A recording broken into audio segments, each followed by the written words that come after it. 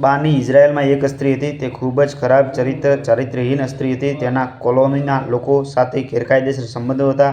અલ્લાહે તેને ખૂબ જ સુંદરતા આપી હતી અને તેની સુંદરતાની આખી કોલોનીમાં ચર્ચા થઈ હતી. આ ધંધો કરતી વખતે તે એટલી ધનવાન બની ગઈ કે તેણે પોતાના માટે એક આલીશાન મહેલ બનાવ્યો અને મોટું એક સિંહાસન પણ મેળવ્યું, જેના પર તે દરરોજ સુશોભિત થઈને બેસતી. તેની પાસે આખા શહેરમાંથી એવા લોકો છે તેમના ખરાબ કનેક્શન છે. શ્રીમંત લોકો આવતા. સમય આમ જ પસાર થતો રહ્યો. પેલી સ્ત્રીનું જીવન આમ જ પસાર થઈ રહ્યું હતું. એકવાર એવું શું થયું કે તે પોતાના મહેલનો મુખ્ય દરવાજો ખોલીને સિંહાસન પર બેસી હતી. બીજી વસાહતનો એક યુવક જે ખૂબ જ ધર્મનિષ્ઠ અને ભક્ત હતો, તે પણ ત્યાંથી પસાર થઈ રહ્યો હતો અને અચાનક તેની નજર તે સ્ત્રી પર પડી. તે સ્ત્રીની સુંદરતાની એક ઝલક તેના હૃદયમાં એવી રીતે અંકિત થઈ ગઈ કે તે આગળ ગયો, પણ તેનું ધ્યાન ત્યાં જ રહ્યું વિશે અટકી ગઈ. પછી તે જ્યાં બેઠો હતો ત્યાં તેને નમાઝ કરવાનું, અલ્લાહ વિશે વાત કરવાનું કે કુરાનનું પઠન કરવાનું મન ન થયું. યુવકે તે મહિલાને ભૂલી જવા માટે ઉપવાસ પણ રાખ્યા, પણ હું એ સ્ત્રીનો વિચાર મારા હૃદયમાંથી કાઢી ન શક્યો. તેણે પોતાની જાતને ખૂબ નુકસાન પહોંચાડ્યું. ઘણા દિવસો સુધી મારી જાતને ભૂખ્યો અને તરસ્યો રાખ્યો, પણ હું એ સ્ત્રીનો વિચાર મારા હૃદયમાંથી કાઢી ન શક્યો. મિત્રો, વિડીયો લાઈક કરો, કોમેન્ટ કરો, શેર કરો અને અમારી આવી જ વાર્તા સાથે અમારી ચેનલને સબસ્ક્રાઈબ કરો અને અમારી વાર્તા સાથે જોડાયેલા રહેજો. છેલ્લે સુધી વિડીયો જોજો. પછી એક દિવસ તેને વિચાર આવ્યો કે જ્યારે પેલી સ્ત્રીનો વિચાર આવ્યો હતો, જો મારે મરવું ન હોય તો હું તેની પાસે કેમ ન જાઉં. તે યુવાન પાસે થોડીક બાબતો હતી. તેણે તેને વેચી દીધી અને ચારિત્રહીન સ્ત્રી તેની પાસે આવવા દે તેટલા પૈસા કમાયા. તે સ્ત્રી પાસે આવ્યો અને તેને પૈસા આપ્યા અને તેની સાથે સિંહાસન પર બેઠો. વાતચીત શરૂ થઈ. વાતચીત દરમિયાન અચાનક તેના મનમાં આ વિચાર આવ્યો કે મેં આટલા વર્ષો સારા કાર્યો કરવામાં વિતાવ્યા છે. આજે મારા અલ્લાહે મને આશીર્વાદ આપ્યા છે. આ અજાણી મહિલા સાથે બેસીને પણ જોવું. બસ જ્યારે આ વિચાર તેના મનમાં આવ્યો ત્યારે તેના દિલમાં અલ્લાહનો ડર છવાઈ ગયો અને તે ધ્રુજવા લાગ્યો. સ્ત્રીએ તેને પૂછ્યું કે તું કેમ ધ્રુજે છે? તારો ચહેરો કેમ લાલ થઈ ગયો છે?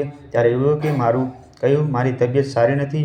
તો મહિલાએ કહ્યું, ઠીક છે, તમે જે હેતુ માટે આવ્યા છો તે અને અહીંથી જાઓ તે ઝડપથી પૂર્ણ કરો. યુવકે કહ્યું, ના, હું આ કરી શકતો નથી. મહિલાએ આજે ખૂબ જ આશ્ચર્ય થયું. આજ સુધી મેં મારા જીવનમાં એવો માણસ જોયો નથી કે જે આવી રીતે આવીને ગાદી પર બેસે અને પછી કોઈ ખરાબ બોલ્યા વિના પાછો જતો રહે. મહિલાએ યુવકને પૂછ્યું, તું કેવો યુવક છે? પરંતુ યુવકે કહ્યું કે આ પૈસા હું તમારા માટે લાવ્યો છું. તમે આ રાખો અને મને જવા દો. સ્ત્રીએ કહ્યું, તમે કોણ છો અને શું છો? પહેલા યુવકે કહ્યું કે મારું નામ ફલાણું છે અને હું ફલોટ કોલોનીમાં રહેવાસી છું અને મારા દિલમાં વિચાર આવી રહ્યો છે કે હું મારા જીવનનો આટલો બધો ભાગ અલ્લાહના બતાવેલા માર્ગ પર પસાર કરી રહ્યો છું.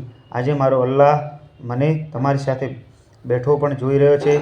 મેં આટલું જ કહ્યું. તે ચૂપ થઈ ગયો અને રડવા લાગ્યો અને પછી તે ત્યાંથી ચાલ્યો ગયો.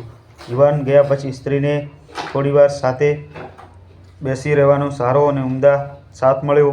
તેમના આશીર્વાદથી તે મહિલાના દિલમાં વિચાર આવ્યો કે આ એકલો યુવક અલ્લાહથી આટલો ડરે છે જ્યારે તેણે કોઈ ગુનો પણ કર્યો નથી અને તેથી હું દિવસ રાત ગુનાઓ કરતી રહું છું. હું ભગવાનથી પણ ડરતી નથી. જો તેને મનમાં શરત આવે તો મારે શું કરવું જોઈએ? મેં મનમાં વિચાર્યું કે હું બધું સારી રીતે જઈશ. હું હઝરત મૂસાને પૂછું છું કે શું મારા માટે પણ પસ્તાવાની કોઈ અવકાશ છે?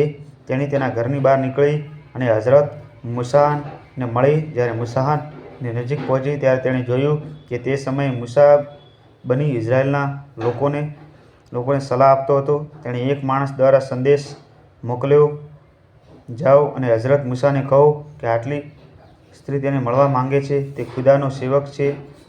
સીધો ગયો અને બધાની સામે કહ્યું કે હઝરત મૂસા આટલી સ્ત્રી તેને મળવા આવી છે. જ્યારે હઝરત મૂસાએ તેનું નામ સાંભળ્યું તો તેઓ ખૂબ ગુસ્સે થયા કે લોકો તેમના વિશે શું વિચારતા હશે. આ મહિલા તેમને મળવા કેમ આવી છે? આને તેની સાથે શું લેવા દેવા છે? હઝરત મૂસાએ ગુસ્સામાં કહ્યું કે તેને ચાલ્યા જવાનું કહો. હું અહીંથી તેને મળી શકતો નથી. મૂર્ખ પણ સીધો આવ્યો અને બોલ્યો, મેં તમારા વિશે કહ્યું તેથી તે એટલો ગુસ્સો છે કે તે તમને મળવા માંગતા નથી. અહીંથી જાઓ. આ બધું સાંભળીને તે મહિલા ખૂબ જ ડરી ગઈ. તેણે કહ્યું, મારા કાર્યો એવા છે કે અલ્લાહે પહેલેથી જ મારાથી નારાજ છે. હવે અલ્લાહના પયગંબરમાં પણ મારી સાથે વાત કરવા માંગતી નથી. આ દુનિયામાં મારા માટે કોઈ સ્થાન નથી. તે ખૂબ જ ઉદાસ અને ભારે પગલાઓ સાથે ત્યાંથી ચાલી ગઈ અને પાછી ના આવી. તે સમજી શકતી નથી. જો મારે તે કરવું હોય તો મારે શું કરવું જોઈએ? હવે તેણીએ આશ્ચર્ય થયું કે અલ્લાહના પયગંબરમાં પણ તેની સાથે વાત કરતા અચકાતા ન હતા. હું એવી પડી ગયેલી વસ્તુ છું કે તે મારી સાથે વાત કરવા પણ માંગતા નથી. તે પછી તે ઝડપથી ઘરે આવી અને ઘરને અંદરથી તાળું મારી દીધું.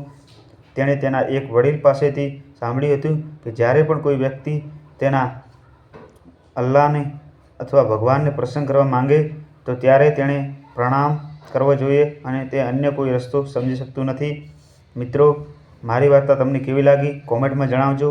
કોમેન્ટમાં વિડીયો લાઇક કરજો, શેર કરજો અને તમારી વાર્તા પ્રત્યે કેવી લાગણી રહી એ અમને કોમેન્ટમાં જણાવજો. મિત્રો, કોમેન્ટમાં જય શ્રી કૃષ્ણ લખશો. અમારી વાર્તા